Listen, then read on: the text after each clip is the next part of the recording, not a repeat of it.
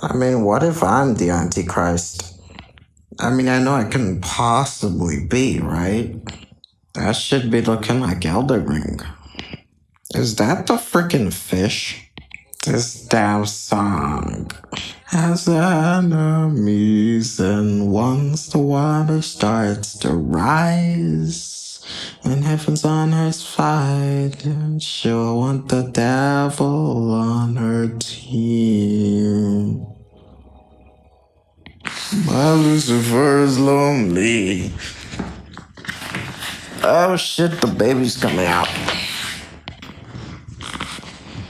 An open invitation to ignore ya.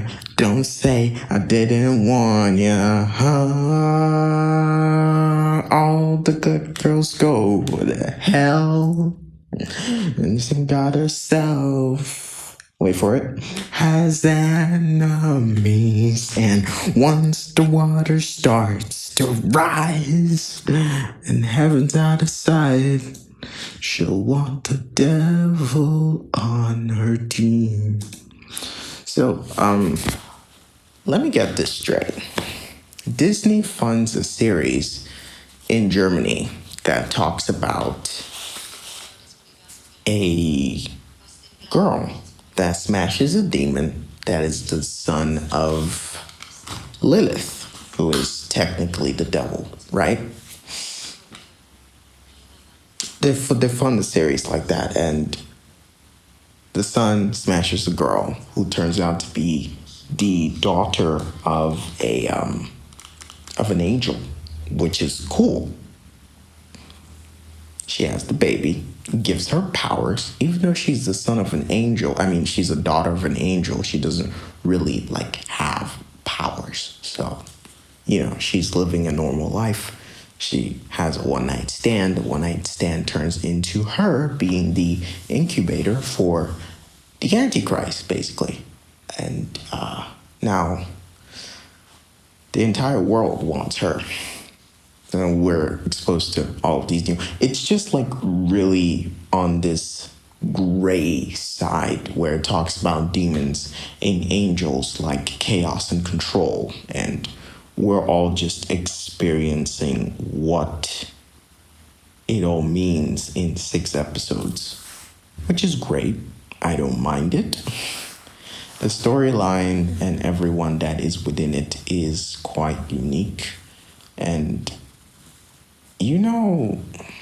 it lets you think about things. Personally, it made me think about a lot of things, especially whether I myself am the Antichrist. I know maybe a lot of other people think about the exact same thing. Maybe they do, maybe they don't. I don't really know. When I was in high school, I was all alone. I didn't have any friends. So I imagined a lady of the night who was technically my girlfriend, my friend, my buddy. She was a person I created to confide in.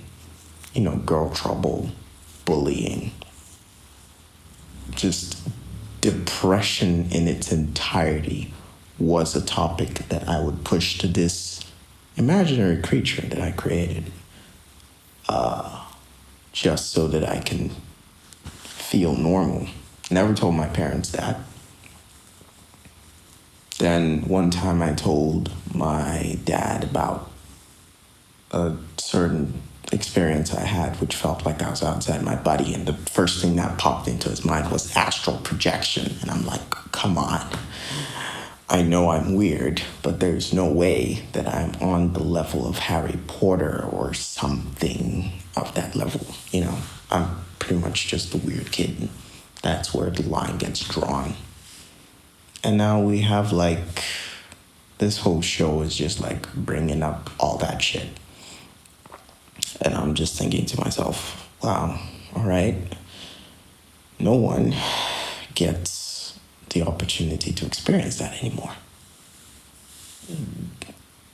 I don't know what is more scary. The fact that this show makes so much sense to me, or the fact that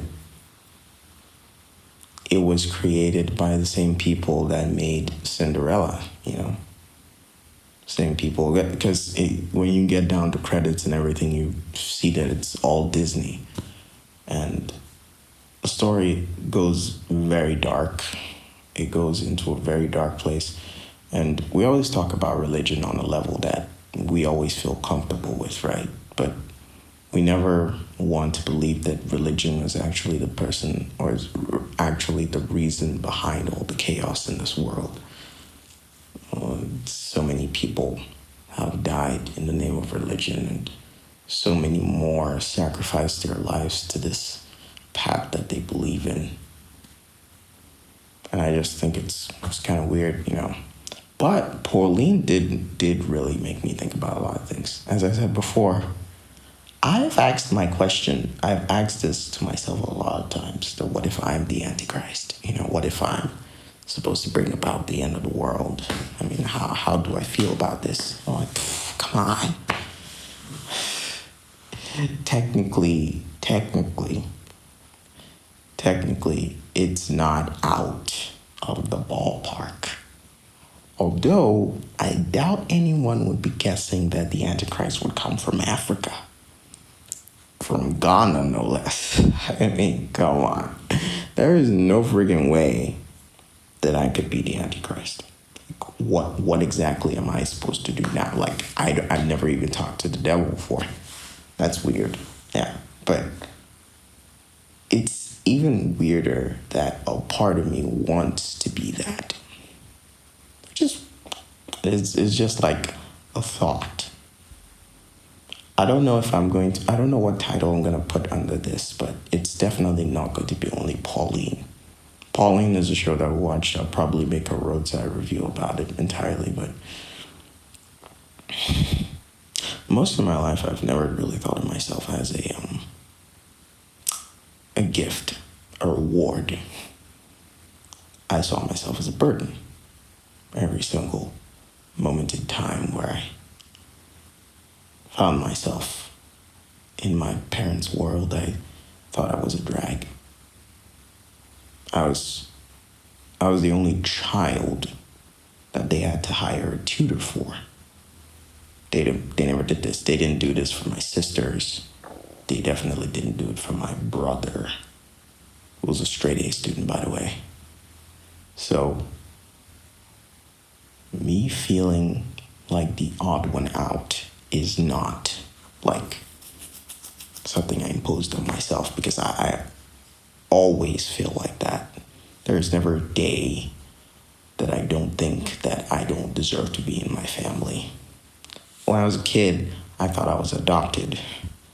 I kept comparing all of these things that never really made sense, like complexion, my preferences, the fact that I just felt so not part of the family. It's like somebody just dropped me into the middle of something that wasn't me. And the fact is, they only tolerated me because I was part of their family, And I really didn't know how to answer to that. I didn't really know how to justify the claims that were on my mind, or how I just pulled myself into believing that, it definitely deserves some sort of merit. But I don't really know if anyone feels that way. Long after I'm dead and gone, this whole world that we find ourselves in, this struggle for power, people get rich and still die, and people stay poor and still die, and it's like this whole balance of power doesn't really get anywhere, except, you feel like you need to do something important for this universe, and if you don't, you die trying. Maybe your principles will be acknowledged in the next life. Maybe there is no more next life. Maybe it was the other guy's religion that made sense this whole time, and you never believed it, not even one bit. And what can you do? You just have to oh well, guess I missed the ball on that one, didn't I?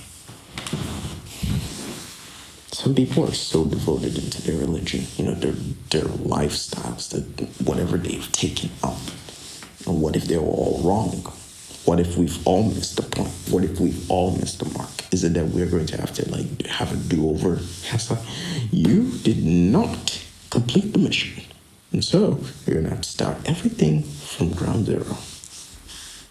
And what is ground zero anyways? Is it that you are going to work yourself from demon to human being to angel, and then you repeat the process all over again?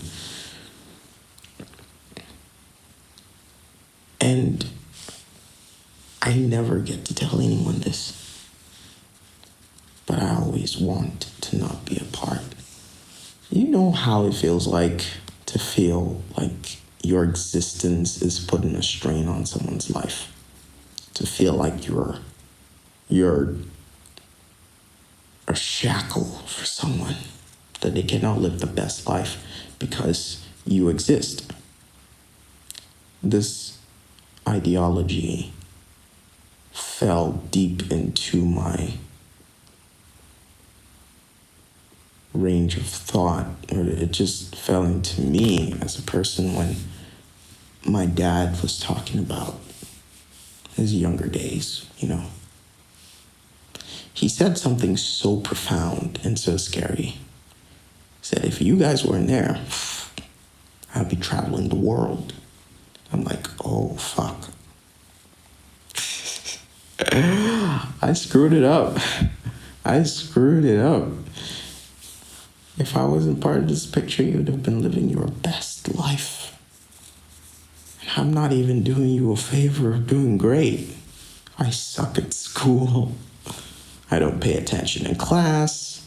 I'm not even popular with anyone in class.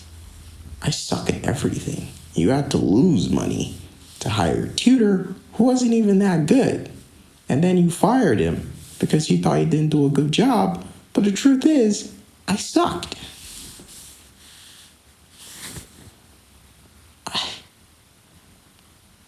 I don't know why a lot of people want to stay alive. I mean, I love that for them.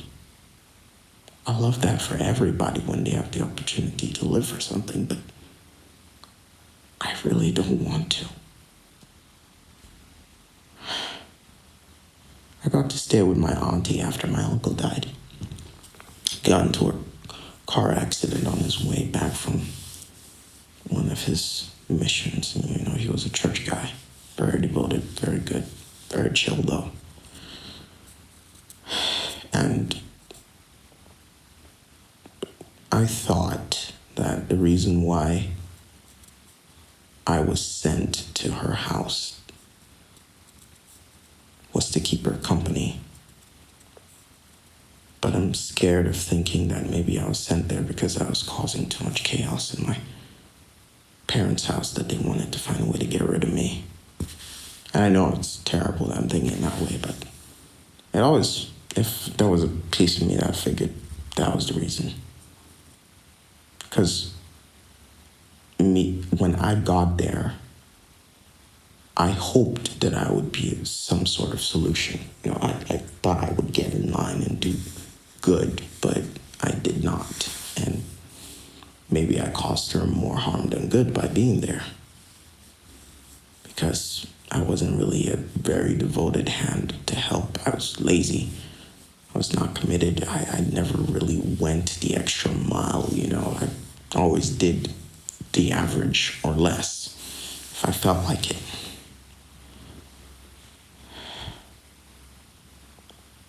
I have not been true to myself. The things that I've liked, I've always hid them away from people because I'm always scared that they're not going to like what I like. When you don't like what I like, I will instantly try and like what you like. I never try to complain. I never try to do anything that would cause friction to those who are close to me because I'm afraid of losing them because I don't really have a lot of people. So I'm willing to compromise whatever it is that I am just so that you wouldn't leave. And maybe all of these things are just insecure thoughts and I'm not supposed to harbor them or accommodate them, no less, but it doesn't change the fact that they exist. And maybe if I'm supposed to get any better, I must learn to understand what they are rather than just ignore them.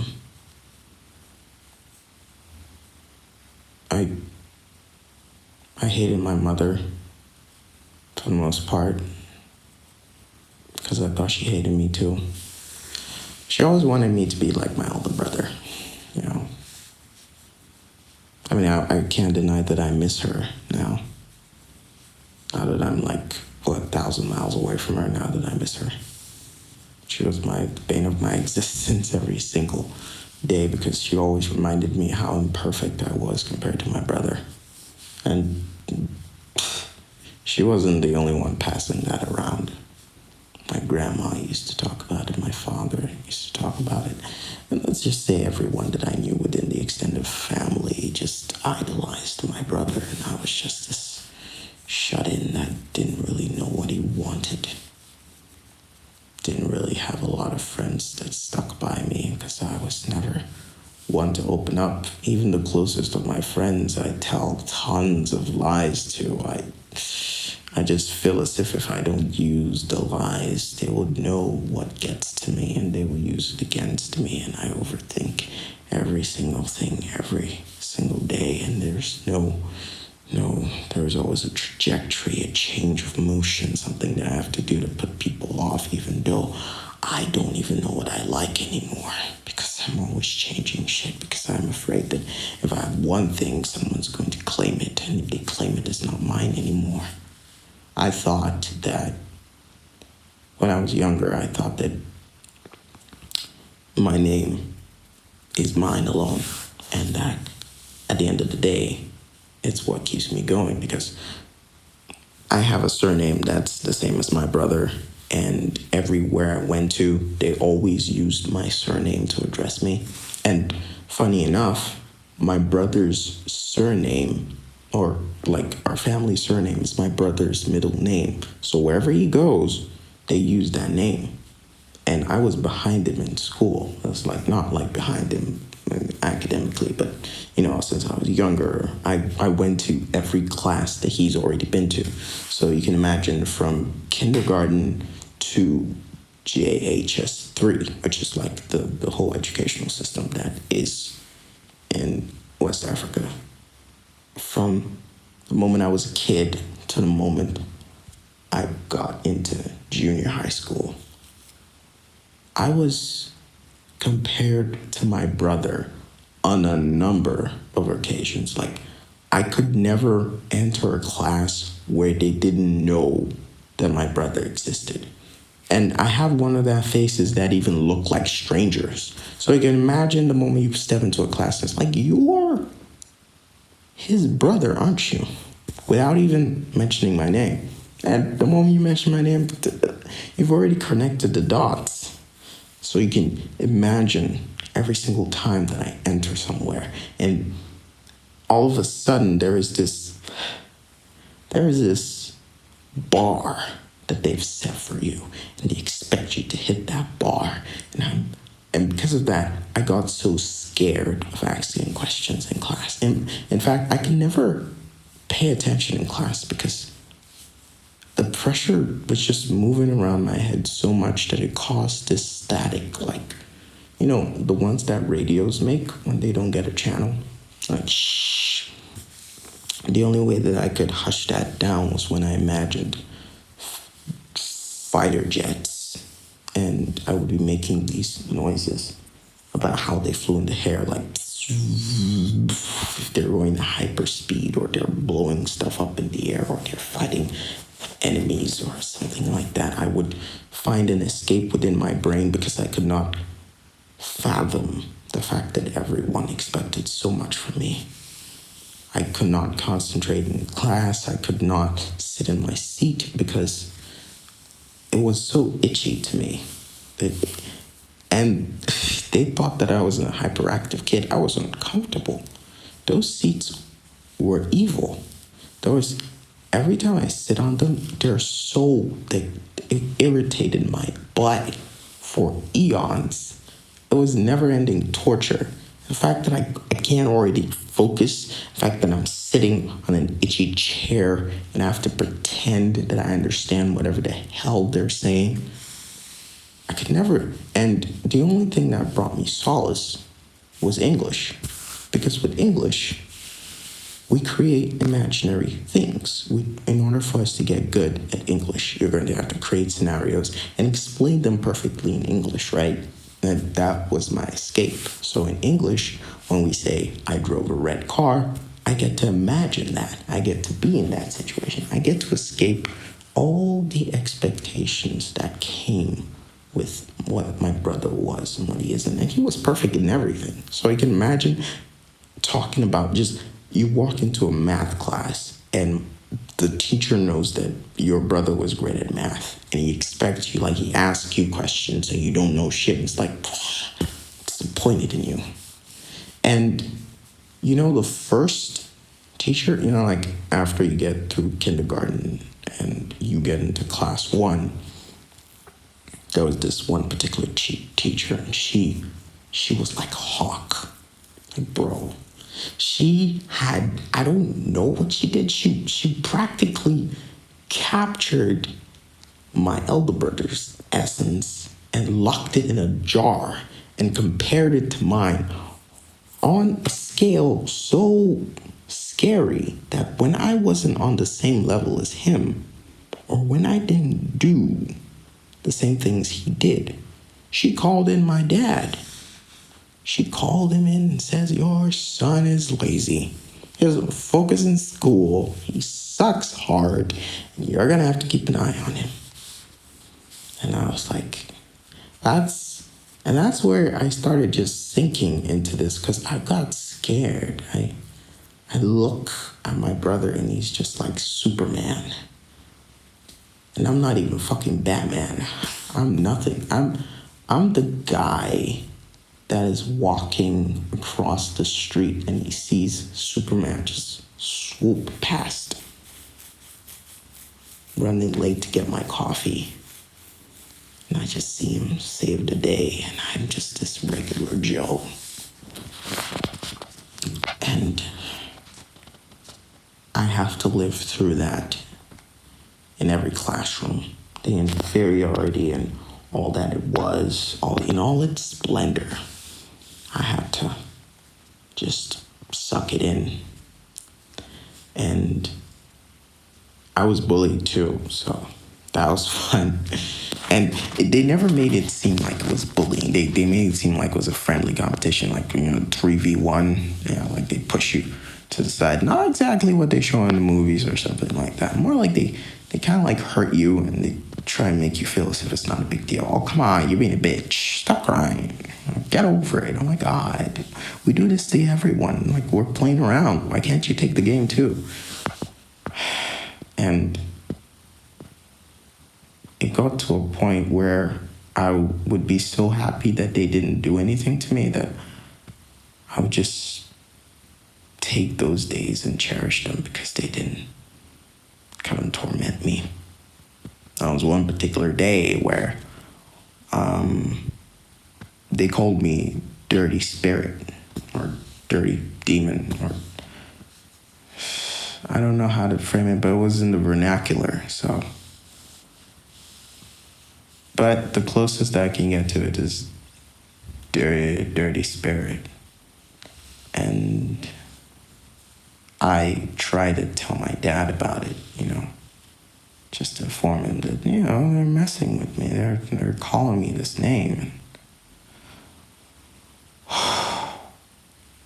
I could have sworn for like 5 seconds, I thought he'd be like, that's terrible. I'll walk into your classroom right now and tell them not to. For those 5 seconds, I wanted to believe that he was going to do that.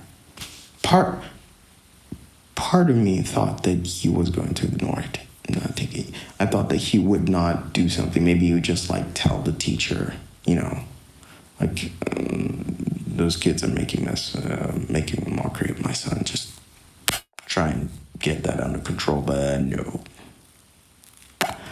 it was the opposite. In fact, I don't know whether those kids like talk to my dad, but it seems like he gave them the green light because I I hear this directly from him, and it's like he says, I can never forget these words. It's like, maybe you deserve to be called dirty spirit. And he points the way I dress, points how dirty I am.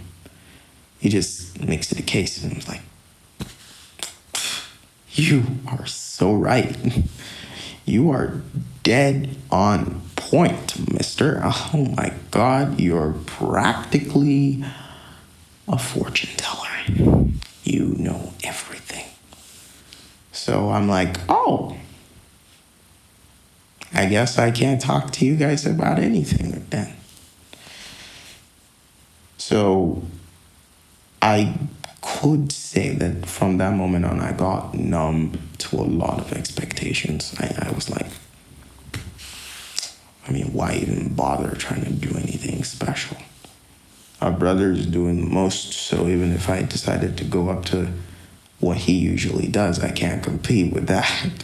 Because he's gonna blow me out of the water and then some. I'm just going to get overshadowed anyways. So why even bother? So I sucked at school very hard. Maybe I thought that if I went the opposite direction, I'd probably get a lot more attention, And I did. Not the great kind. It's like it came down to threats. My dad was like, you know what? If you don't do well in this school, I'm going to send you to public school, government school. Back then we call it Saito. And that's the guys that wear orange and brown.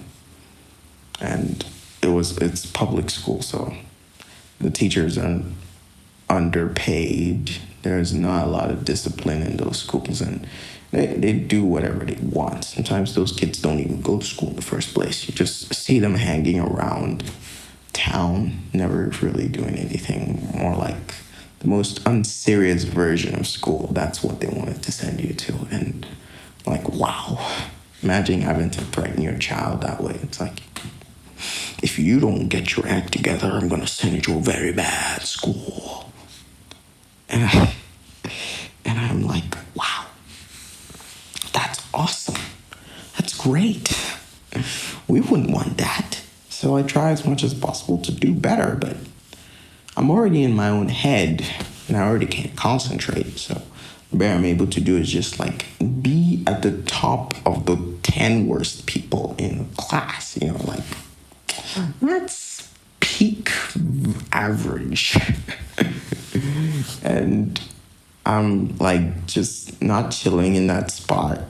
I can't even take a break because when it's vacation or it's just a 1 week break or it's even just a long weekend, I can't get my parents off my back because they all see I spend 20 minutes in front of the TV and you're wasting your time. Go and study. Why aren't you learning? Why aren't you reading a book? Why are you so lazy? Why won't you do better in school? Why can't you get math right? Why? Oh my God. I wish I knew. I wish I could open up my freaking brain, put the wires back together, and do better so that I don't have to be in your radar like a freaking submarine that you've echolocated.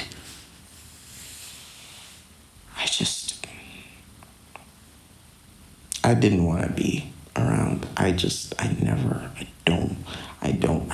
want to be around. The feeling right now is like the same thing, but I guess you could say these days I'm probably just asking for them whilst I'm hiding my face from everyone. Like back then, throwing a tantrum wasn't really a bad thing, honestly. I felt as if I could never get away from everyone because everyone was just suffocating me with all of these expectations. And the shit hit the fan when my dad also lost his job. I blamed that on myself because I thought, you know what, he was just using so much time trying to force you to do good at school that he couldn't focus on his job. You see, you caused everything. You're the reason why he lost it all. I blame myself for everything, honestly. Sometimes my parents would have fights and I'm like, wow, I did it again. I did it again. How do I do it? How do I do it? I have no idea. And so I'm like, okay, let's just carry the weight of the world then. Let's just do this. Because we're already growing horns at this point. The only thing left is our demon wings, and then we can fly straight into the sun. Hopefully, we don't exist anymore, and they wouldn't have to bother. No matter how many times I cried to myself, or how many times I complained to myself, nothing really happened, and I was just like back in square one again, where I had to see the sun, which is my brother, shining as bright as possible. And then they have a daughter, one who comes directly behind me, very intelligent. And I'm like, oh God, maybe I'm not from this gene pool. Because the one before me is smart as hell. The one behind me is also smart as hell. And it's like, I can't take that black sheep look out of my skin. I can't scrape it off. Because it just makes so much sense. My brother's not giving my parents any trouble. My sister isn't. So what in the hell is wrong with me? Why am I the way I am? Am I insane? Is it that all that I have imagined, the empire and the world that I've created inside my head, is not normal for people? I was so alone that I had to create characters in my head to talk with. I created them on a number of occasions, gave each one a specific duty, and when I couldn't decide or anything, I had a council meeting with all of them. And I talked and I talked and I talked. When I stayed with my auntie, she noticed that I talked to myself. It's like, that's what crazy people do. Stop it. Like, oh shit. When? What? What am I gonna do now? It's not like I have voices in my head. I created the voices in my head. So, if I don't get to talk to anyone, be around anyone, then I'm supposed to be what? An empty plate. I have mannerisms that I don't understand. If I don't run my hand across fabric that is coarse, I get uncomfortable. The only way I get comfortable is just doing exactly what I just said. It doesn't really bring me comfort because at the end of the day, my fingertips feel raw. It's as if they've been overstimulated and I need to find another way to calm down my brain because I need to rub something that is coarse every single time. And I don't know how to explain it, but there are so many other things. The ice. I used to eat a lot of ice. I wouldn't know how to tell you, but it tasted so good. We had this huge freezer when I was a kid, and it used to make ice, not just like, the ice that you find like ice cubes. No. It's more like snow kind of ice, the white one. So I would scoop it up with my hand and squeeze it into a ball. And I try and chew it, and it tasted so good. And it helped me escape from a lot of things. And my parents always had to tell me to stop doing that. They had so many rules for me specifically because I was the only one that did it. I'd chew ice.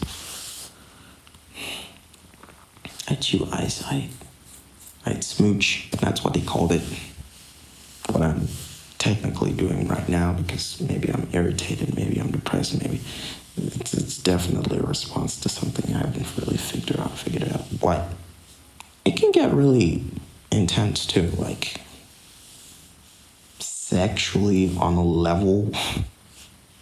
It arouses me too. I have no clue as to why. But I have always been I've always been in a gray area when it came to who I am as a person. And no matter who I met, I could never really explain myself to them.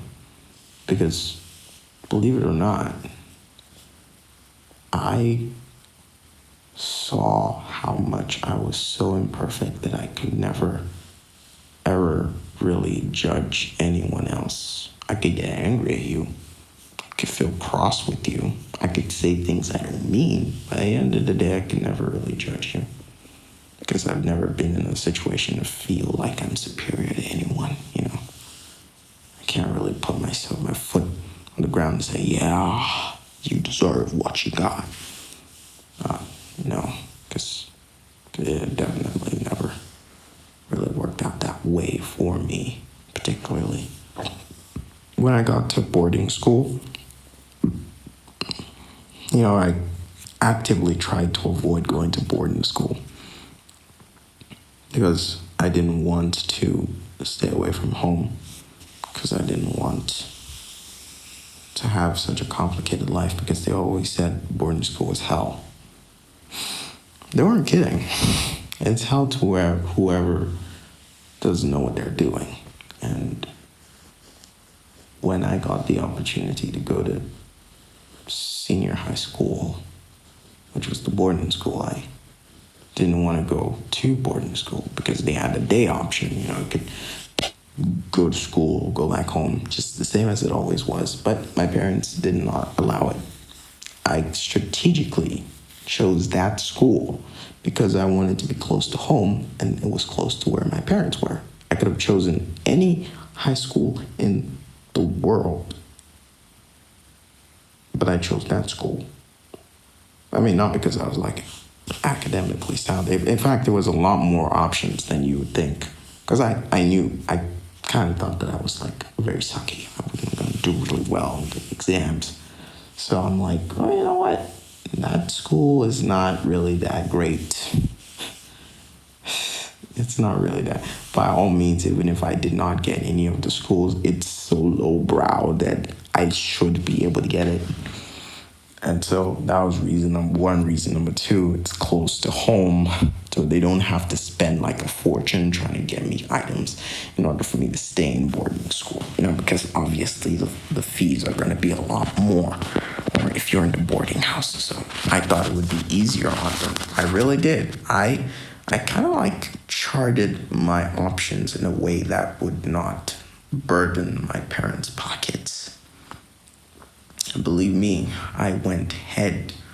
I lost tooth and nail just trying to keep it that way. But they were always insistent that they were going to go all out. It's like, oh, we did it for your older brother, so you're going to have to go through that too. So you see how it's like. It's like, why? Why are you just giving me the opportunity? Why do you want me to? It's like you want me to screw up so that you can just give me a talking to. Why don't you just let me? But yeah, so I go to boarding school. It's terrible. I'm tiny, like I'm not big. Structurally, I'm a doornail. I'm a doorknob. And I never told anyone this, but one of the first moments that I found myself in boarding school, they usually round up the first years and they let them go in outfits to go and dance, or just go and dance in front of the girls' dormitory. And I am right there. And there's this guy who's part of the cadet. And he starts grinding on me real hard, thinking I'm a girl. It's like, oh fuck. What the fuck is he doing? What do I do? It's like it's not the one that's easy going. It's like the guy wants to like hold me in place and actually grind me. It's like, oh, R.I.P. whichever girl is supposed to stay with him for the rest of his life. And so I turn my face around, I look at him, and he's like, oh, fuck, sorry, I thought you were a chick. Fuck that. It was just like, I was there and I was like, oh my fucking God, I'm gay. I'm gay. They're grinding on me. It's the end of the world. I'm gay. My dad is already going to kill me. I mean, it's been a long time coming, but now he has a great excuse to just get rid of me. I'm gay now. And so this guy, I actually become keenly interested in him because of what he did that day. I was like thinking that, okay, maybe he's like actually gay. But then a couple of weeks later, I see that same guy walk up during a church service as one of the guys that want to repent and give their lives to Christ. I was like, okay, maybe we read the room wrong. Maybe he's not necessarily gay or anything. But to be honest with you, I was like, oh, wow. Did not see that coming. I don't know whether it was just like a front because he was afraid people would find out that happened. But yeah, just being in the dorm was one of the worst experiences ever, because I thought that I created an abyss that could swallow all the trauma, or like all whatever it is that I was going. I don't know if I even deserve to call it trauma, because obviously people have been through worse. Like I can never say that what I've gone through deserves to be called trauma or anything. I can never say that. But I did create an portal where I was able to dump whatever crazy shit that I went through, or whatever shit that I went through, and it was just like, okay, now we also have to create another one for high school. I have to make friends. I suck at that. I'm supposed to establish control, walk around campus, not do anything that's gonna break the law. And to be honest with you, I hit a home run, like obedience-wise. I mean, yeah, I sucked in a couple of classes, and it did not even make me more comfortable, because remember how I said English was like my escape, right? So imagine going to a place where it's chaos, and I find that, okay, maybe the one way that I can find peace is if I do a course, or I do a subject that I'm really passionate about. And at that time, there was a general arts class which dealt mainly in literature. And literature is my favorite. I love literature. Othello, The Merchant of Venice, you name it. I was reading that shit and it was just filling me with so much passion and fire. And then I walk into those school walls. And guess what? I'm in the science class. Who puts me there? I have no idea. I never chose science class in a day in my life. What the hell am I gonna do in a science class? What do you want me to do? You want me to miss a couple of mixtures? You want me to make a fool out of myself? You want me to just embarrass myself in front of another classroom? No. So the moment I get wind that, you've been put into the science class, I walk straight up to the person in charge. I'm like, you gotta change me. You gotta change me. There's been a mistake. I don't want to do this. And my dad's like, you you're gonna stay there. You're gonna stay right where you don't want to be. And I'm like, oh, perfect. I don't suppose I can argue about this. Yeah, no. You're gonna do this. So, as much there was another guy who was in my condition too, and he was like, okay, I can't do this. I want to go into a different class. I was by his side. I wanted to get out of that class. But he gets out. But not me, though. He gets to go into the exact same class that I want to go to. But I can't go. I can't go because I'm too busily loving the science class. And the science class is filled with all sorts of people, not monsters. Very genuine creations that God made. And I was just put in the middle of all of that drama. I got a crush in there who was just as her name was. She was dazzling. She didn't take some of the burden away. In any case, she probably made it worse because I was like so nervous around her and I couldn't even speak normal sentences around her. So I was usually quiet and mysterious. And I used to do this really weird thing. And to this day, I regret that shit. I don't really regret it, but I'm like, at that time, I thought it meant something. But then I get the wind that, when girls, there's a saying that when a girl likes you, they can't like stare at you for a very long time, right? Yeah, they get nervous and start blushing or they look away or something like that. I used to stare at her and she'd catch me staring at her. And then we'd lock into this staring contest. And she wouldn't budge. She's like laser stare. And I'm laser staring too. I definitely thought it was a game that we were playing that we enjoyed so much. But that could have just been her getting her guard up because she didn't like the way that I was staring at her.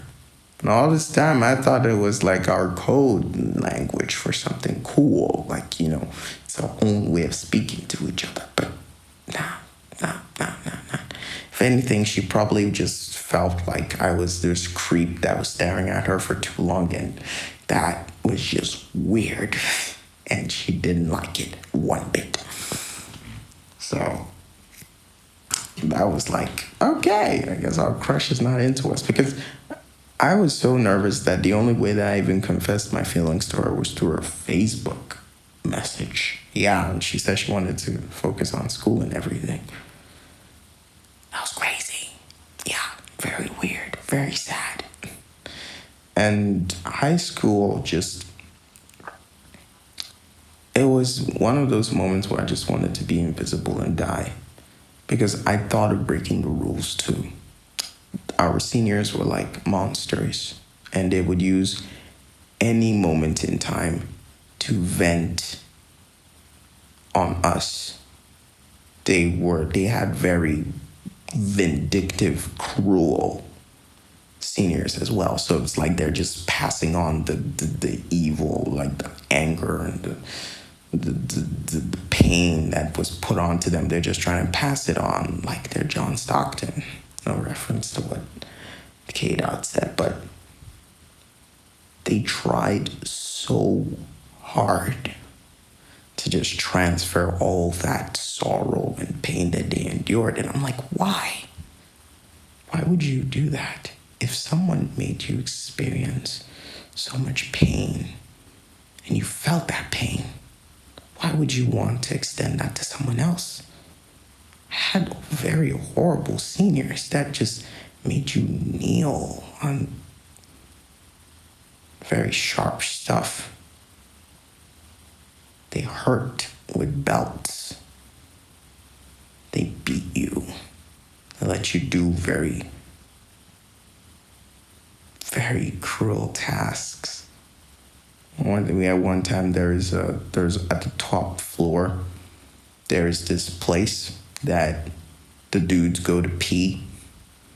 It's not like a urinal or anything. It's just like close to an abandoned building, and it's at the very top floor.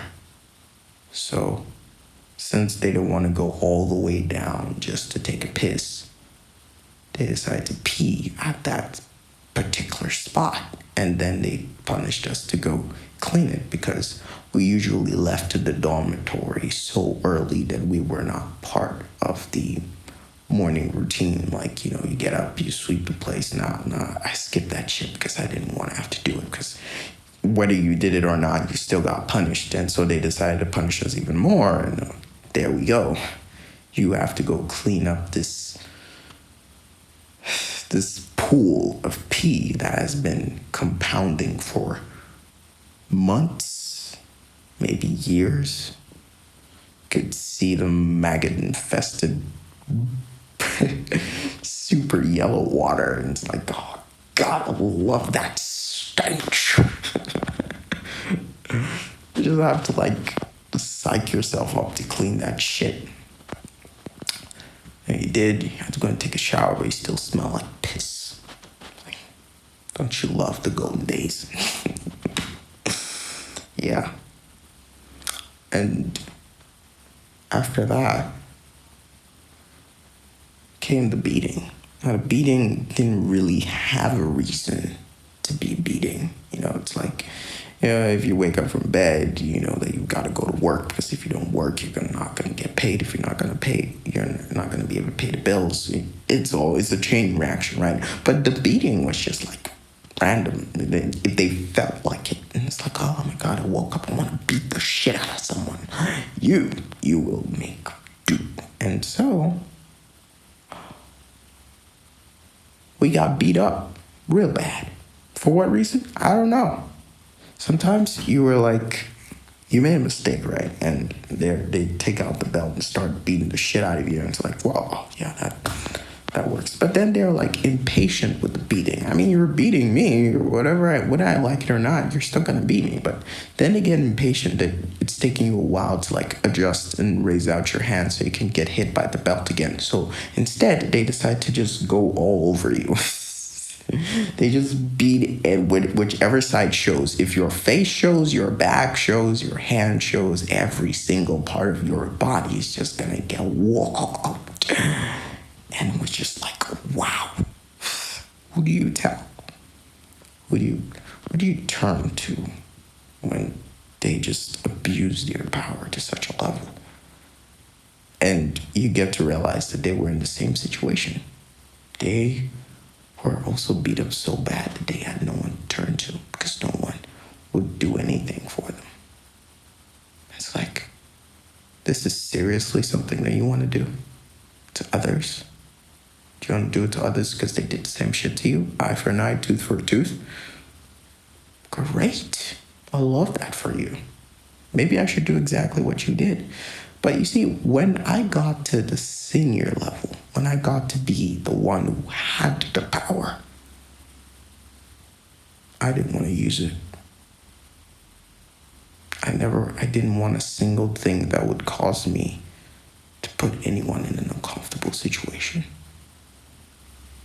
I never wanted to punish people because I felt how bad I felt. I've been punished so many times in my life, and you think that I want to punish someone, especially when it brought me so much pain? No matter how many times I apologized, they still kept going. I've been punished by teachers. I've been punished by students. I've been punished by my own parents. I've been punished by strangers. I've been punished by everyone. Whether it's physical or emotional, I have been punished to my core. And you think that I'm going to do that to another human being? You definitely do not know who I am. And I never want to have to do that to anyone. I never do.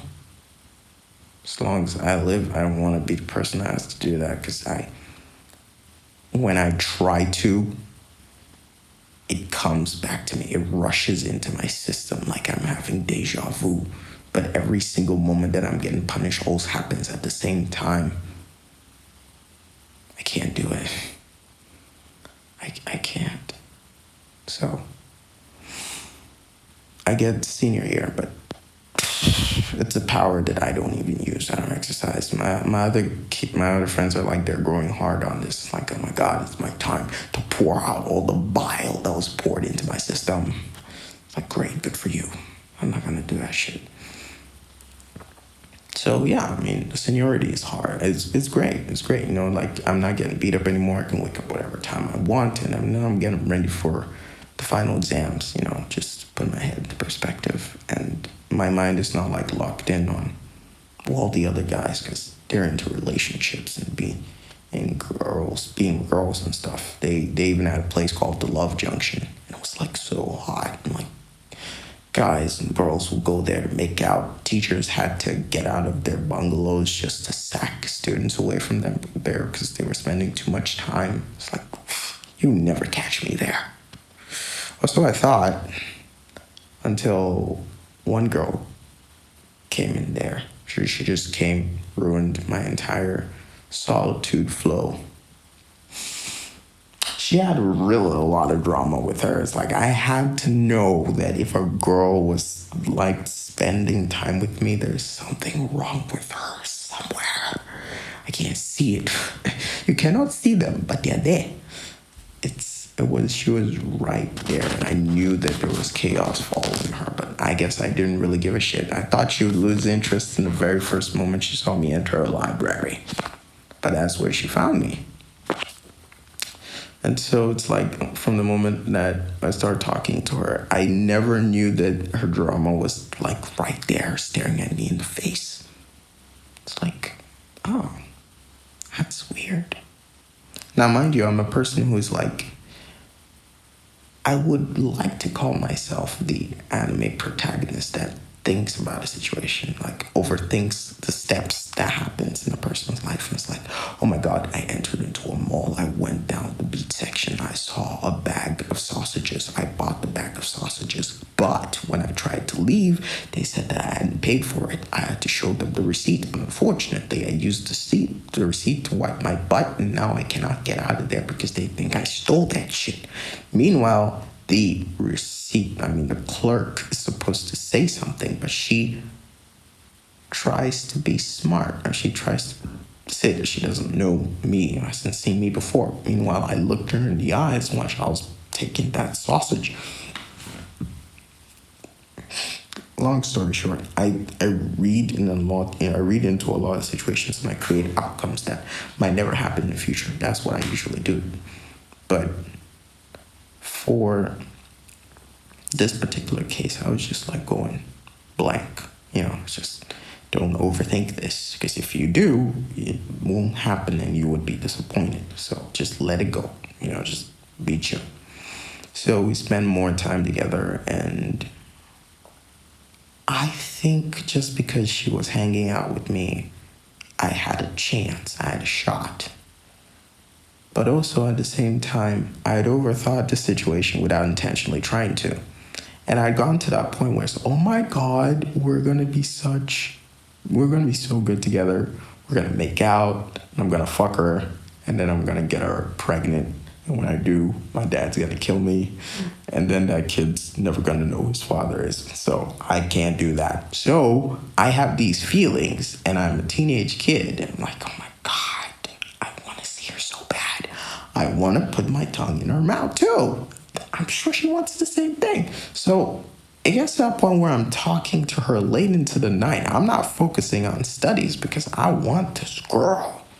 We send messages. I'm like, this is the first time I've ever gotten a phone. It's a China phone. It doesn't really work like the others. It's just a normal freaking relationship, and I just wanted more of it every single day. But there is the rule maker, or the rule keeper, lodged inside my brain.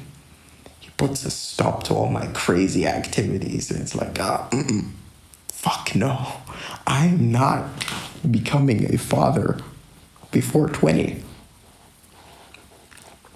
And she's not that bad. She's got a thick bust, bro. Like, dude, goddamn double D's.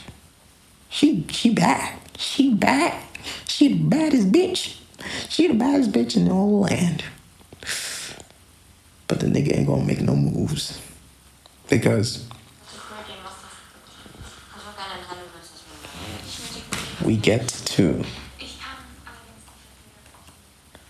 one particular encounter where it's the midterms. People have gone home. I have to go home as well, but I choose to stay because I wanted to see what school life is like when you're not going home, you know. And there's this freedom because there are not many people on campus, so you basically get to do whatever the hell you want to do. And no one's really going to judge you. No one's really going to get in your way. You could just walk around campus for the whole day. You can sleep in as much as you want to because there's nothing really happening. And so I text her. She also doesn't go home too because she also has a really complicated family life. And I text her, I call her, and she's like, oh my God, you're on campus? Where are you? My heart stops. My brain goes into overdrive and starts thinking the overwhelming situations. We got a row of empty classrooms. I find myself in one of those empty classrooms. I could have just texted her. I was like, I'm in the D block. Come get some D. I could have done that. But I imagined it. I imagined that we would have taken it too far and I would have smashed her in one of those classrooms and become a father before I completed high school. And I was like, fuck no. We're not going to tell her. We're going to keep the mystery PG. And yeah, trust me when I say that, I also regretted that day too. It's like, hey, how the hell do you even know this is going to happen when you're not that smooth, you know? I'm the type of person that's going to tell you that he wants to kiss you before he kisses you. Whether or not you want to say that I respect consent, I'm so scared I'm trying to scare you with the idea that I want to kiss you. We're gonna visit that in a second. So I don't tell her, right? And as time goes on, I'm very, very distant with intimacy. And I never really do anything to make a move on her. And I'm pretty sure she also gets that too. She definitely wants activity. Because from what I'm hearing, she used to be in a complex relationship too. She was in it with some guy that really had a gang on his shoulders. He was part of a gang, you know, like gang. He's got his own gang. And they're a very notorious pile. Apparently, he was in a relationship with her. And someone from our class, not me, by the way, was hanging out with her too much. And so he called in his goons just to go shake him up a little bit and tell him to stay the fuck away from his bitch. And caused such an uproar in school. Called him, sat him down in front of the disciplinary committee, the committee. Let me see, Pusha T. And they banned him from campus till the final examination, where he would be able to come on campus, write the exams, and get the fuck out. And all of this drama happened before I met her, but I didn't know. I was completely void of any knowledge about that. And when it reached me, I lost it because I had become such good friends with her. The lines could be blurred, and they could also see me as the guy that was hanging out with her too much. I was gonna be next. They were gonna put my head on a pike. They were gonna attack me and kill me. But I didn't know. I personally didn't know what to do. I tried to keep a low profile, but at that point, there was no way that I could. Because you see, he had friends in our dormitory. So if anything happened, that dude that, tried to rough up one of my classmates was going to do the exact same thing to me. But they were not dating anymore, so it's not like I was hurting anybody. But it does make one thing that, okay, maybe the reason why she decided to break up with him was because now she had a better one, who was me. I was like, oh, fuck me. Now I'm going to be in the middle of all this chaos. So I think to myself, okay, this is not going to happen. I'm not going to do this. We're going to be friends. I can't. I think I have feelings for her, so I want to also run with it too. There's even a moment in time where I find myself in the same dormitory as that guy. The guy who was banned from being on campus was there right in my room just chilling. And then one of my friends in that dormitory, I don't know if I could call him a friend, he was the ops. Because what he did was just like ops behavior. Dude, he totally snitched on me. I was like, you know what? This kid over there, he's been hanging around with your ex, bitch. And you gotta mess him up. He outed me right there whilst I was lying on the ground. Like, there's no more pathetic scene to just beat a guy who was already on the ground. It's just like, he didn't really care. He didn't really care. I think he was done with her at that point, but to me, I just felt like, oh shit. I took a bitch away from a gangster. I must be gangster myself. Nah. Because you see, I was the cover story. Because I'm goody two shoes. Everyone knows that. I mean, like, you wouldn't catch me slacking. But her, she was the one that made me do all sorts of bizarre things. At least bizarre in the eyes of those who knew me. I started spending time at Lover's Junction, by the way. I was like, I never do that.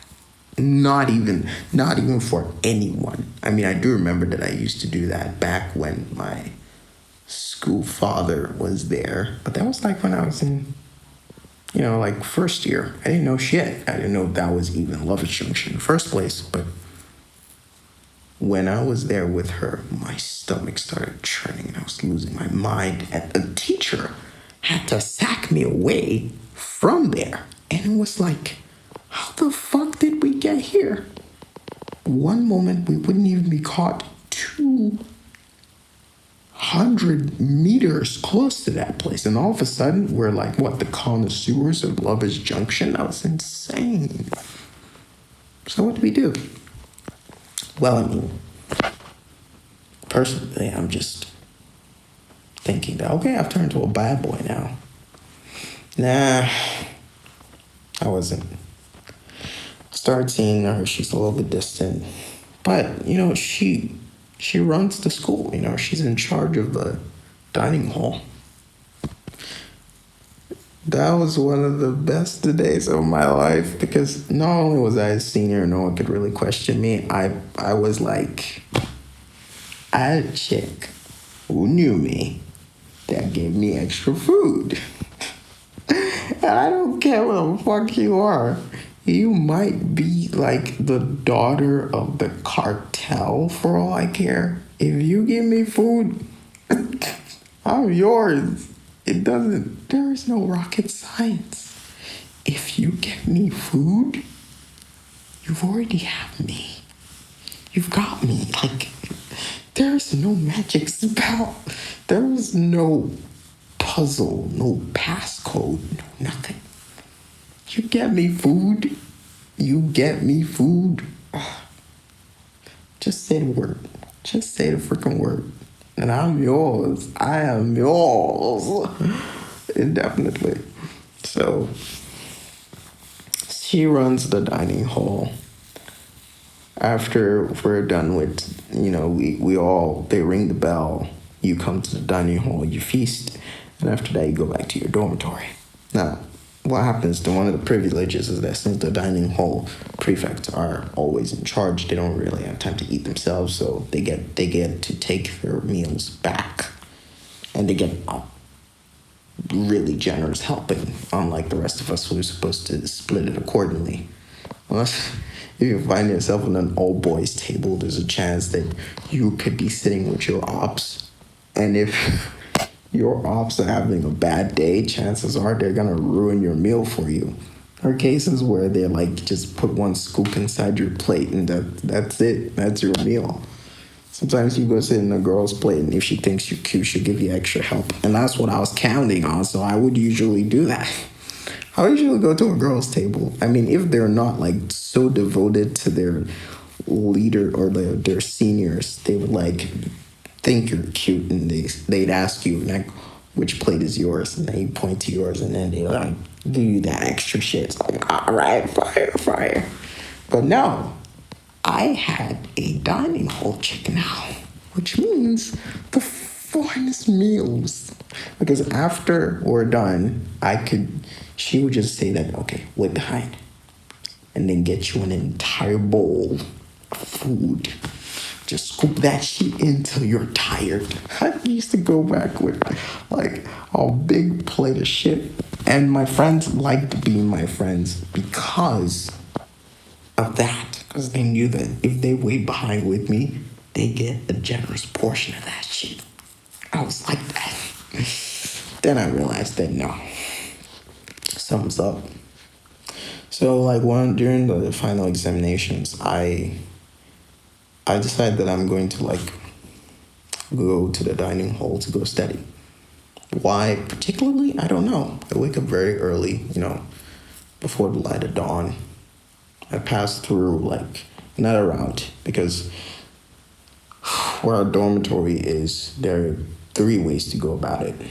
One is a route that sends you close to where the Lovers Junction is. One is across the field where they usually play sports, and one is in a dark, obscure place that goes to a rival dormitory that is like in rivalry with us. We compete against them. So I take the rivalry path, and that side is so obscure, lots of trees. It's dark.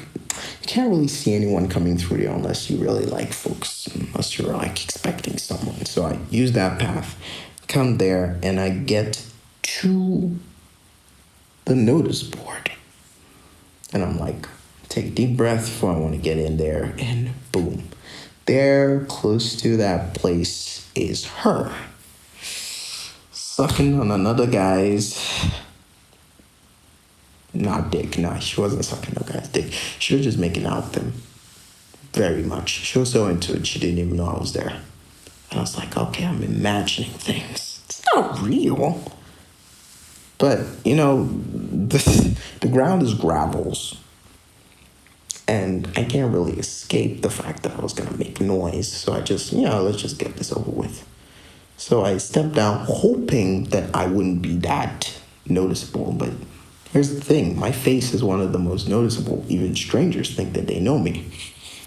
So she calls out my name. I turn around like, oh my God, it's you. I was like, dude's just laid back looking at me. It's like, oh my God, you ruined my move, man. So I just walk into the dining hall. She says she's going to join later. I'm like, okay, fuck. So we have this weird conversation after. And she says she's going back to her dormitory. And I realized that, okay, I never had her in the first place. It was all a lie because he's the one who's hidden that. And I'm just the cover story this whole time. I couldn't really confront her about it because we never agreed that we're going to be in any relationship of any kind. I guess it was just non-existent. It was in the air. It was abstract. Or an abstract relationship that I thought was real. I had to come back into reality. And so I'm like, okay, that's cool. I mean, I just have to live with the fact that I was used as a distraction, like as the hand that has nothing in it. There was no piece of me that was real, or at least whatever that we shared was just something enough to fool everyone else. And that hurt, but let's face it, I wasn't really bothered by that. Maybe I was, but I've let it sink so deep down my soul that I can't even reach those emotions anymore. So let's rewind the track a little bit. Before we get to the gangster ex-girlfriend arc, there is the crush arc. I remember when I said that I had one that was in my classroom, staring contest, turns out to be too freaky and too weird, and signs that she wasn't really into me. Yeah. Remember when I said that I sent her an I love you text through Facebook, and freaking Mark Zuckerberg, probably saw that and laughed at me, cap. Yeah. So, as she said, she was trying to focus on studies, so she's not really looking for a relationship. I believed her, hook, like a sinker, and boy was I wrong. Because later that semester, or should I say that term, we have like games. We compete. Some schools come to our school, and we have this contest where we try and see who's good at the games. All is well. And then I realize that she's hanging out with a dude who's in first year. And I'm just, oh, that's not good. That hurts me. That was a flaming arrow through my heart. And that arrow was still burning as it reached into my heart. It's like, so she lied. And now she's hanging out with this other guy. Wow. It must be my luck to have all this pain all to myself. And so I'm not freaking out or anything, but I just chill. I just take the suffering in silence. Now, I have friends at this point, but no, I couldn't really confide with them. As I've said before, I just pretended that I knew what they liked, or just pretended that my interest aligned with theirs when it really didn't. I just try to cover myself up in lies so that they would accommodate me, and they would take me in. But I couldn't keep it up anymore because I couldn't stand the fact that I couldn't really communicate with them on a level that they were comfortable with, because I usually communicate in English, and vernacular is one thing that my people are very confident in, or it's like they really get to express their emotions in that language. And if you can't express it with them, they don't really take you in as part of the family, right? So I am friends with people who are consistently speaking in that language, and I'm not speaking in it. So obviously there's this language barrier, But I don't mind it. As long as I can hear what they say, I don't mind it. But they hang out with each other more than they do me. And every time that I have an argument or a problem with some of them, they huddle up into a corner and they start conversing with each other. And it's like, oh, fuck. So I'm left out of the conversation. Whatever opinion that I have, they probably debunked it even before they came to me. So mainly I'm not even like part of them. I'm just like an innocent bad bystander whilst they just went around doing crazy shit. And I couldn't handle that anymore, so I cut them off. Probably not the best thing to do, but honestly, being hurt so many times is a little bit too much for me to handle. I'm a little bit overwhelmed. It seemed like the best possible thing for me to do at that point, so I did it. And I was like, okay, you know what, man? I'm okay with this. I'm okay with the people that I get to say hello, goodbye to, rather than having relationships that mean anything to me. I just live it. I just chill, chill. So, that's probably the summary of my high school. I mean, I'm probably sure there were other things, like the inferiority that you would feel in your classroom when you're surrounded by people who all know what they want, but you don't. And so when the social studies teacher walks into the class and it's like, what do you want to be when you grow up? And everyone answers the questions with absolute certainty that they want what they just said. And then you say, I don't know. It bothers him so much that he calls in my dad, and then they have a conversation about why I said that. Now, technically, I don't know why my dad said what he said, but this is what he said. He said maybe he's trying to figure it out. Really? You could have said that I'm lazy. You could have said that I'm not serious about my future, so that makes sense, right? But he didn't say that. He said he's trying to figure it out. And I was like, oh, fuck. That's crazy. You're not the villain that I want you to be. What happened? Why did you change? And I guess as time grew, my dad was not the same dad that I was afraid to tell when it came to shit that happened in my life. It was like really changing, and it angered me. I was angry because I wanted him to stay the exact same way so that I could always feel justified about the bad decisions that I made, because I knew that that's the person I was going to get back. I was going to get back to, But no, I did not do that. I didn't. I just chilled. I just chilled. So I finished with high school. I thought I was going to be able to celebrate more about me finishing high school, because last day, last paper, naturally catch me. It's like, oh my God. I didn't really cheat, but yeah, I was caught in the wrong loop of things. Wrong place, wrong time. And then the person who caught me was like, yeah, I'm gonna put your shit aside and I'm going to fuck you up. It's like, oh my God, it's game over, man. It's game over. There's no way that I'm gonna pass this exam. Maybe I'm gonna get decent marks or average marks for the rest of them, but I failed this one. Hello, remedial school. So my social studies teacher calls me and the guy that I was cheating with to the person who caught us, and he tells them, these kids, they're idiots. They're dumbass bitches. Of course they would cheat. They don't want to let down their families because they understand what it means, but they're gonna really cherish this if you look the other way this time.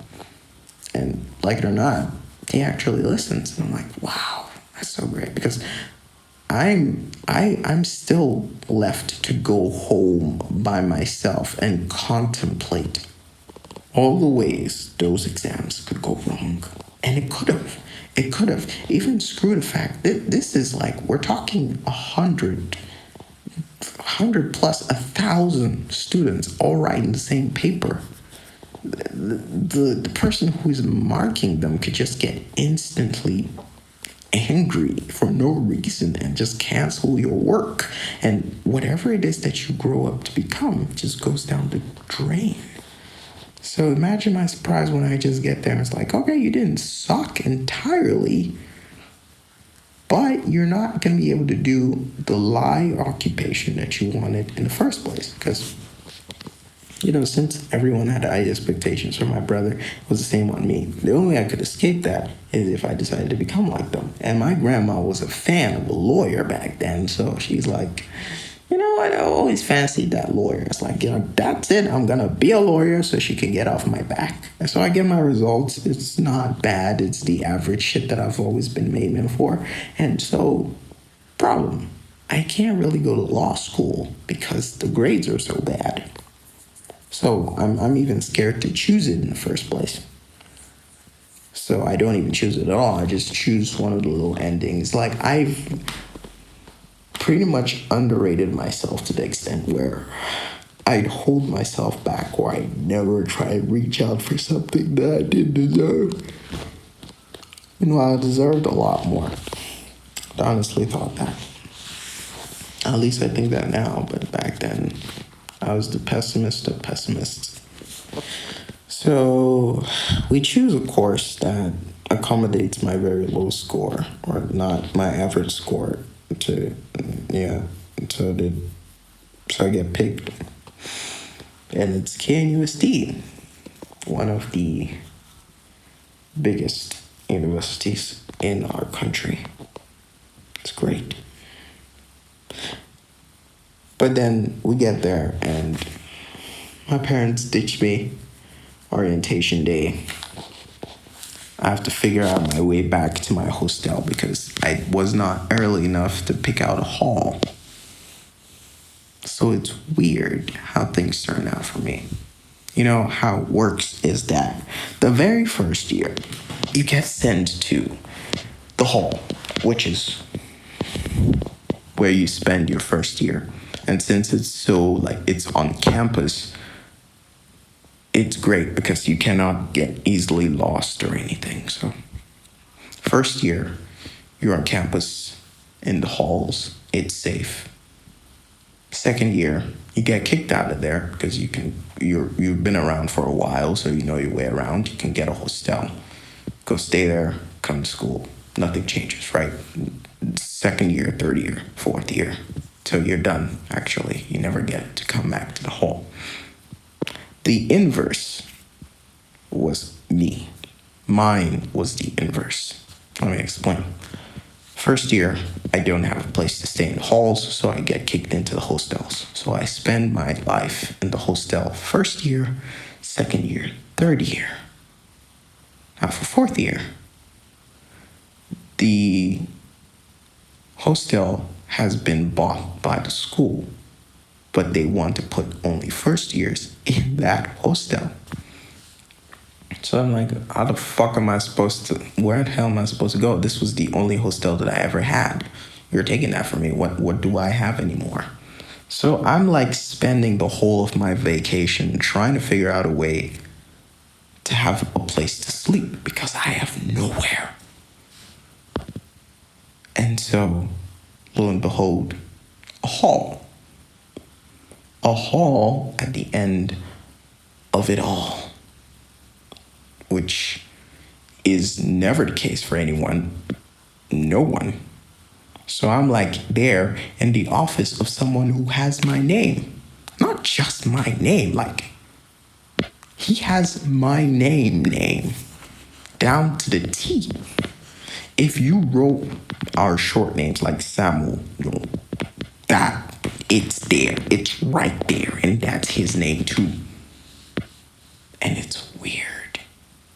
And for some reason, I get a room. I'm in my fourth and final year, and I get a room as part of the first years. Insane. Very insane. It's like, how the fuck did that even happen? That's all God, bro. That's all God. And I was around there just thinking, what the hell am I gonna do? What the hell am I gonna do? And he just pooped that away. Out of nowhere. Out of nowhere.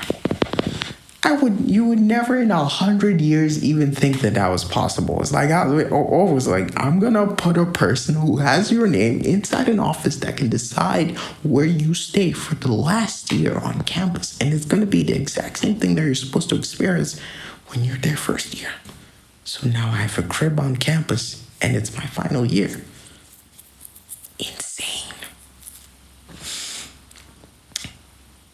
But let's slow down a bit, you know, because our first years are still eventful. At least the love doesn't come until second, third year, where I fall desperately in love. But let's start with first year, right? First year, I'm trying to find my feet. I get acquainted with the faculty, the auditorium, everywhere that I'm supposed to visit on the weekdays. I even find where I'm going to be having my church services and shit like that. So I'm like, let's fucking go. Let's fucking go. I've already made up my mind that I'm gonna like walk to my faculty because whether you like it or not, it's close to where I am. It's a walk, but it's like a 15-minute walk. So if I get up early, I can make it, right? So I've already made up my mind that I'm actually gonna do that every single day.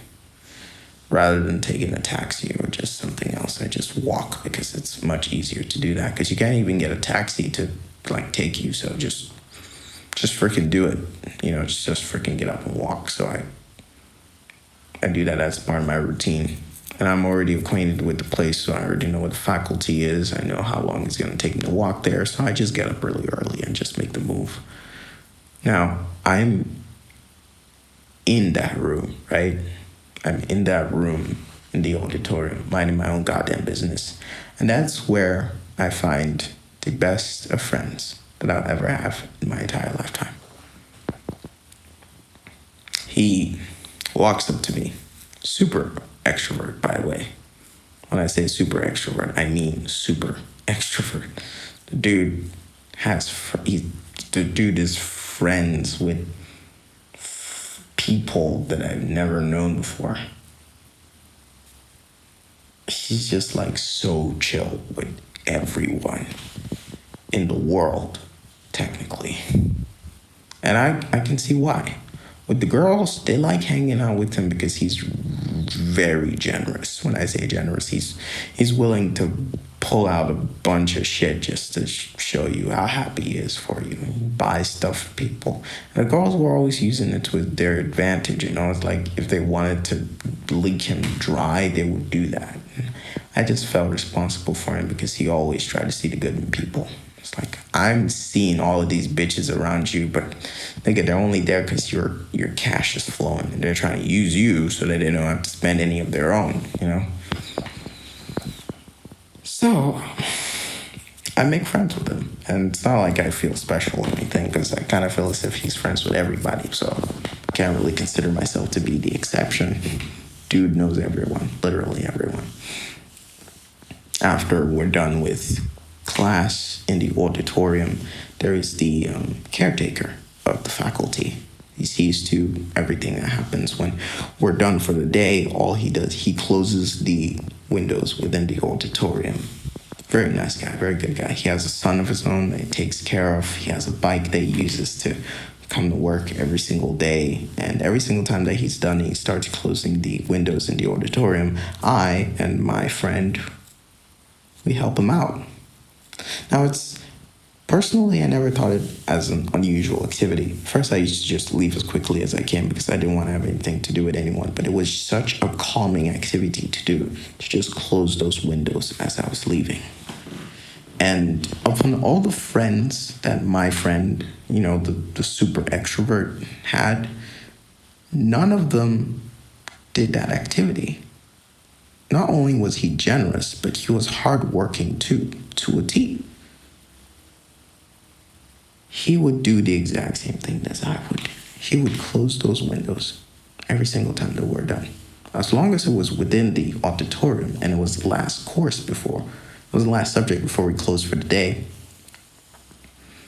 he would make sure that he closed that too. And it was insane. And I was like, you know what, you're good too. So we hang out a lot more. He's in a hall on campus, which is insane. It's like, yeah, bro, you're good.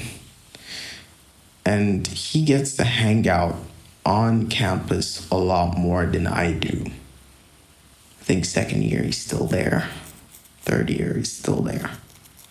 It's like, damn, you're real famous. As he really knew his way around it. And even though he had a complicated family that was even taking care of his shit, that was taking care of him, he still knew he knew his way around campus. So dude was a man on the ground. And as time progressed, we were just trying to make sense of what school was like. The university was just so broad. He had a crush on someone. I kind of feel as if he'd be in the best position to explain his crush, because it was very wild and very insane. I had my own crush, but she didn't come early enough, and I didn't realize it till later, because first I thought she was a weirdo and I didn't want to have anything to do with her. I kept my distance on that bitch. I was like, you are too much drama. Too much. And so I didn't realize she existed until my super extrovert friend decides that he wants to create a study group And guess who decides to call in? Freaking Avengers. But all female cast, though. It's like, imagine if Tony Stark and Steve Rogers decided that they want to create the Avengers, but everyone that they recruit are ladies. So we're talking Okoye.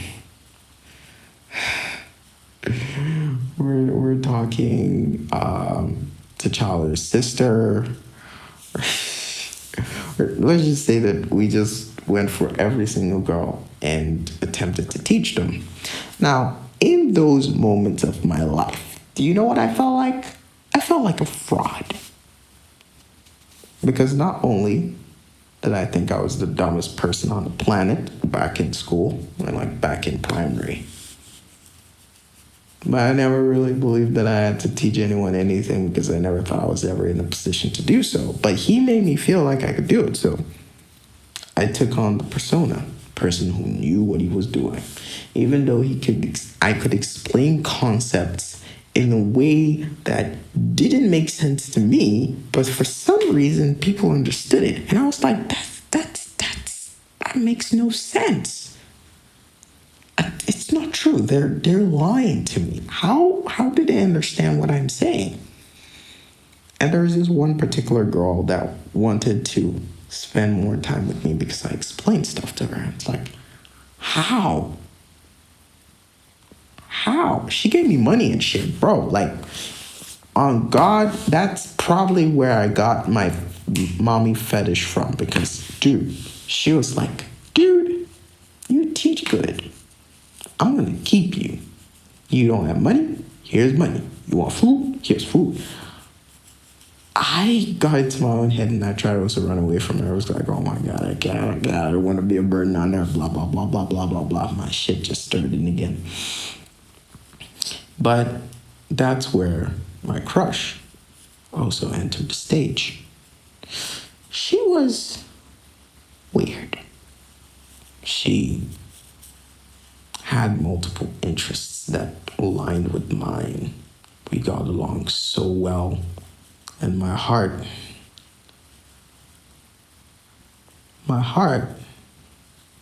was like, so, you know that feeling you get in your gut? The one that they say it's butterflies? Yeah, no, I believe that was just a feeling to run away. It was just a feeling to run away because she was danger and I knew it. I knew she was bad news. I knew she was bad news like before I even knew she was bad news. I knew there was something off about her. So first time that we hang out, we go buy kebabs, just meat on a stick, right? So we go back where it's still studies, right? And we're eating. She feeds me one of those pieces of meat. I ate it. I'm like, you know what? You just fed me. You put something in my mouth without me using my own hands. And then I decided to do the same thing. And you know what she hits me with? I have a boyfriend. So what? Does that make us a married couple if I put it into your mouth? But I get to see the guy and I understand why she did that. Dude was an obsessive individual. A person that I did not really envy or did not hate or wasn't really scared of, but someone that I was understanding with every moment. It's like, I understand when you find something that is so precious to you that you don't want anyone else to experience the bliss that you have with that person. You want to keep that person to yourself. You don't want them to enjoy any time with them because the guy was paranoid. I'm not going to lie. The guy was freaking nature, He used to spy in on us when we had group studies. He was very wary of the fact that I was friends with her. She didn't like it. I was like, you're jealous around me? I can't even make any moves. The girl has to make the move on me. Do you know how safe guys would feel if they knew me as a person. If you knew who I was as a person, you would not be threatened. You would not be threatened if you leave your bitch with me. You can leave your bitch with me for like 2 fucking weeks. We'd sleep in the same room, on the same bed, and you could be rest assured I'm not gonna make a move. Because my motto is, if she ain't making a move, she don't like me. And I hit a home run with that shit. I'm like gold. I'm like gold. Do you know what people would do to have a friend like me? Because I'm like, if your bitch doesn't make a move on me, I ain't doing shit. I could be horny as fuck on that same bed. I probably haven't jerked off in 2 months or 2 years, but I still going to touch your bitch.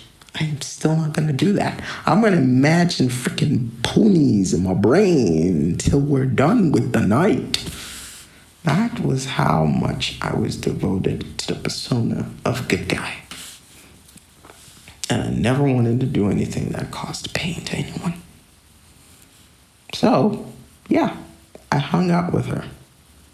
But then I also noticed that the guy was paranoid in himself. Like he was in his own head, bro. Like he used to come, and the drama that he and her stirred in our faculty is legendary. I've never seen it happen. I've not seen, in all the years that I was in that faculty, I have never seen. I mean, well, there was one where a guy got his heart broken and he was crying close to the gate, but that was it. It wasn't even in the night. What the bro did was early in the morning, broad daylight. The dude came and he came into the faculty and had an argument with her. And he was trying to drag her away, but the entire faculty was watching this drama unfold. And I'm just standing there like, are you sure that's my friend? Because she doesn't look like she's having a bad day. And like, I got really concerned about her because he was very aggressive, very forceful. And I mean, I know right now I have my doubts about where he was mentally and whether he was actually the victim or not. I always remember those scenes as being very frightful because their argument extended all the way to campus. And the dude did not give a fuck. He was ready to take her on right there and then. So, to me, I was like, shit's just crazy. I don't know how to explain this. But then I realized what she's capable of doing. Unlike most girls who are pretty much, they have their haves and their have-nots. You can chase after them, they'll be okay with it.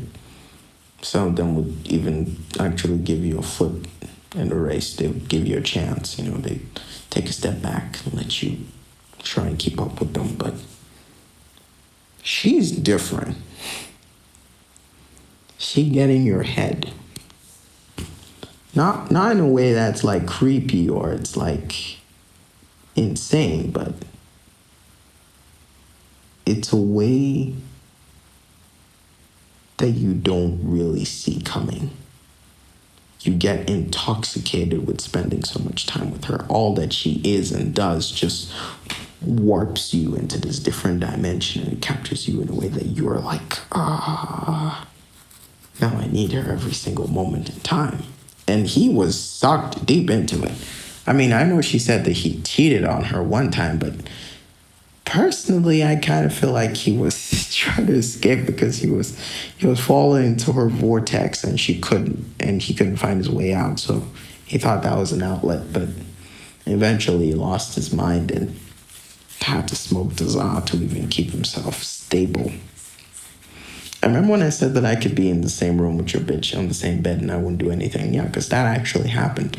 After she broke up with him, which was eventual, I think I might be responsible for that too. I may have had a hand in that where I told her to be brave and change the outcome of her future, because if she didn't do that, he was going to decide her fate. And she broke up with him.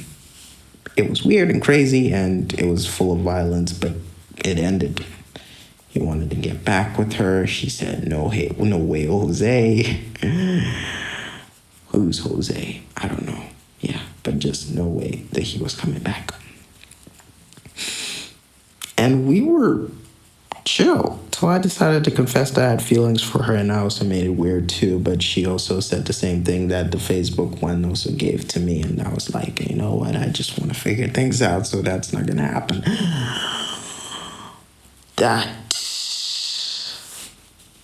was where I knew that shit was getting serious. Because she was more of the person to form those no strings attached type shit. And you know those people, they on a whole new level.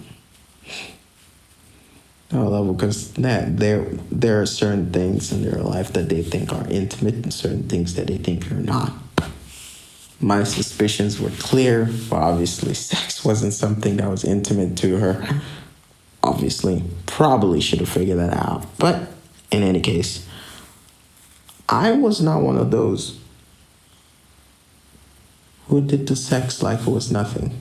Me? Sex was sacred. The fuck you mean it's just a hookup? Nah, man. That's the shit where God sees you doing stuff and he's like, okay, so you're gonna get a baby. That's your punishment. You're gonna get a baby. Oh, you killed the baby. Okay, here's what we're gonna do. I'm not gonna let you into heaven. I'm a Christian kid, so I have no other choice but to think that. And so I spend time with her. I visit her when we're done with school. We graduate, everyone's happy, we're going our separate ways. I have my national service in a different part of the country. She's pissed off about it, but eventually she takes it in stride. I don't know why she was very pissed off about it, because it's like she wanted me to be there with her still. And I was just thinking of the economic value. I was thinking money-based. I was like, oh my God, you want me to rent a hostel, for what? A year, so I lose money. Nah, man, I'm trying to save money and shit. Nah, so I decided to do that. Leave to a different part of the country. And my home base. My auntie's there, my grandma's there. I could get food if I walk into either house and I stay at my auntie's house while she's trying to recover from an accident that she herself went through. Yeah, I know, right? My uncle, then her. It's like the devil was like, you know what? If I got your hubby, I'm coming for you. And that was freaky, but she survived. And we doubled down, and I visit her. I stay in the same room with her, sleep on the same bed practically. My smelly shoes and everything were all in the same room. She has some mannerisms that freak me out. And to this day, I realize that I always get flashbacks into those days where I wish I took charge. I wish I kissed the girls that I wanted to kiss, make out the girls that I wanted to make out, fuck those who I wanted to fuck. At least try and make that move. But did not. And trust me, maybe I should have seen the signs and be like, damn, she totally wants to smash. We should totally reach in and try and kiss her. But mind you, I have these feelings for her and I want to fuck her. So I say it. That's right, I say it with my lips. Whenever I have the feeling or the emotion, I tell her, I want to kiss you. She's like, don't. I'm like, okay. And I'm a very literal person. I don't know when a girl is trying to play or just trying to figure me out or, put that sort of puzzle or quiz in front of me and try and let me figure that shit out. I don't know how to do that shit. I'm not well versed. In fact, one time she told me to get out of her room and I was like, yep, that's exactly what I'm gonna do. And then my friend tells me, no, you idiot. She doesn't want you to leave. She's just messing with you. It's like, I don't know if you're lying or telling me the truth. but I'm gonna try and stick to it. And lo and behold, yeah. When I first tell her that I want to sleep over at her place, she says no. No way, Jose. No way on God's green earth am I gonna sleep in the same room as her. She'd rather call one of her guy friends and let me stay there. It's like, nah, man, I wanna stay here. She was like, okay. It's like, that's it. After all those times I thought that your one-time answer was your everything, there are layers to it. I need to pester you. If I wanted to smash you, I gotta like what? Put out a proposal, send documents, keep pestering you till you say yes. Are you insane? So,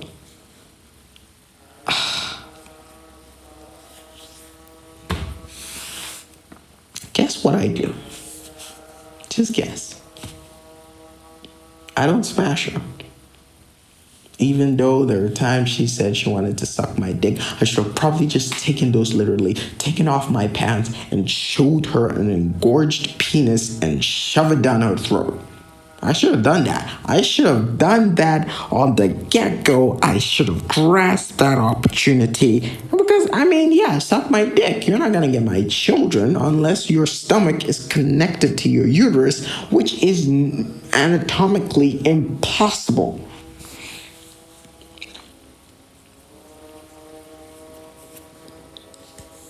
But guess what? I did not. I did not do that. I left it all. I let it all go. And now that it comes back to eat me up inside, I think to myself, well, I really fumbled that big time. There were so many moments that I fumbled with her that I keep getting flashbacks, and it's like you know that moment when in Avatar when Aang gets struck by lightning into his back and just pulsates into the Avatar state? Yeah. Every time that I have those scenes come back in my head, it feels exactly like that. And it hurts me so much. I can't explain that pain. And there is a part of my brain that says she's the one, because she's the one that only makes you feel this way. There's no other girl, even all my crushes. Up to this day, there's no girl that makes me feel that way except her. But I can't say she's mine, because I do not even know if she wants me that much. I've shouted on rooftops saying that she loves me, but in reality, I felt like she did not. I feel things. You know, I lived in an environment where I had to pick off people's auras just by looking at their faces. So imagine if you spoke to me. I could feel if you're genuine or if you're just messing with me. And I knew that she was just messing with me. It wasn't real. She doesn't really like me. She probably just said it to keep my mind at ease. So she doesn't have to have that odd conversation with me. Honestly, I could understand that from anyone's level. Personally, I would do that too if I was someone's muse and I did not know how to not feel awkward about it. Anyways, that's going to be it for today. We have spoken for 113 minutes, and I could tell that if you've listened to this far, you're a fan of the Yungtytan world. But, there are other stories out there that I haven't told you guys. So, when time's right, we could also talk about the national service. I used to know some interesting story. We thought we had a love interest there, but we're going to have to get into that for you to understand what the length of that means. Anyways, I had fun speaking a long time. If you think that I, cut all this, well, in the beginning I did that, but from a certain portion of this, I'd say 99.8% of this entire thing was done nonstop. So thank you for listening, and I hope you guys take care of yourself. Until next time, Yungtytan out. Thank you for watching. Bye.